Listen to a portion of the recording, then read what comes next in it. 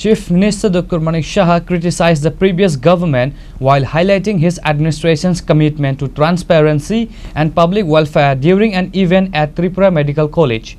The event included a blood donation camp and one Mahotsav, a tree planting festival.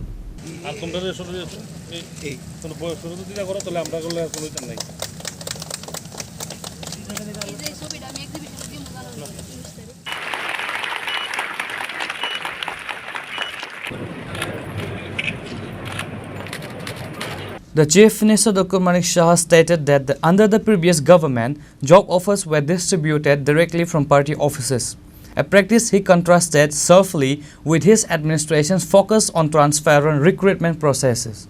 He asserted that the current government is accountable to the people and follows the transparent governance principles set by the Prime Minister Narendra Modi. He also criticized the previous government's divisive policies, accusing them of becoming enemies of society despite advocating for socialism.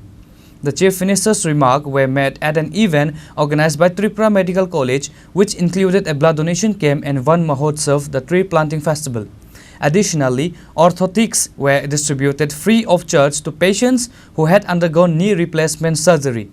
Dr. Shah inaugurated the event by watering a sapling. The Chief Minister highlighted ongoing efforts to revamp Tripura's healthcare system, claiming that the previous government did not initiate such improvements. He noted that 9 super specialty departments have been opened at GB Hospital.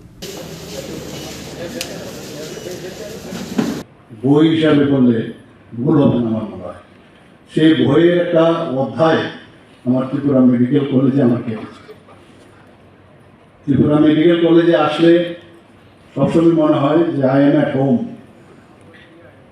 মনে হয় আমি আমার নিজের ঘরে আমি এসেছি।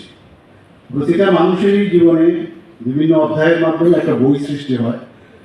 যারা লেখক তারা কিন্তু নিজের যে জীবন তা দিয়েও কিন্তু একটা তার যে অভিজ্ঞতা বিভিন্ন অভিজ্ঞতা তবেই বিভিন্ন বইয়ের সৃষ্টি হয়, বিভিন্ন লেখক সেইভাবে লেখে। আমার কাছে ত্রিপুরা মেডিকেল কলেজের একটা চ্যাপ্টার আমি বলবো যে আমার জীবনের একটা বিশেষ মুহূর্ত ত্রিপুরা মেডিকেল কলেজে আমি কাটিয়েছি। এখানে যারা পুরনো ফ্যাকাল্টি মেম্বারসরা আছেন ওনারাও জানেন আমরা কীভাবে ত্রিপুরা মেডিকেল কলেজকে লালন পালনের মাধ্যমে আজকে যে জায়গায় ত্রিপুরা মেডিকেল কলেজ এসছে অনেক ঘাত প্রতিঘাত পেরিয়ে তবে কিন্তু আজকে এই জায়গায় এসছে। আগামী দিনও নিশ্চয়ই আমরা আরও বেশি রিফাইন থেকে আরও রিফাইন যাতে ত্রিপুরা মেডিকেল কলেজ হয়, এবং এটা বললে ভুল হবে না যে নর্থ ইস্টার্ন রিজিয়নে ত্রিপুরা মেডিকেল কলেজ কিন্তু তার কৃতিত্বের কারণে একটা বিশেষ স্থানে কিন্তু পৌঁছে গেছে, এটা বলার অপেক্ষা।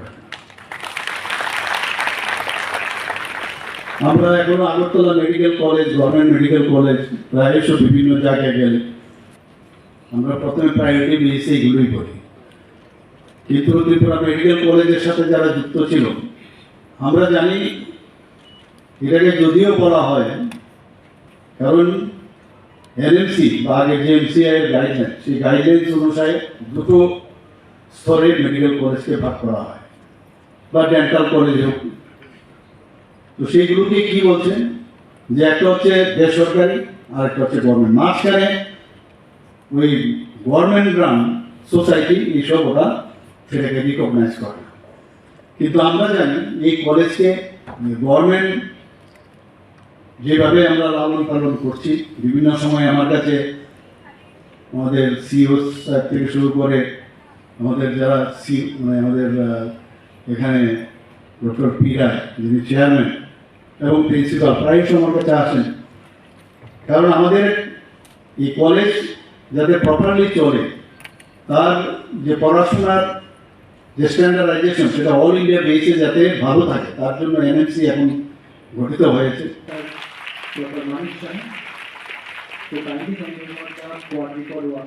Besides the Chief Minister, the Principal of Tripura Medical College and other dignitaries were present at the event. The notable attendance of Tripura Medical College students were also observed.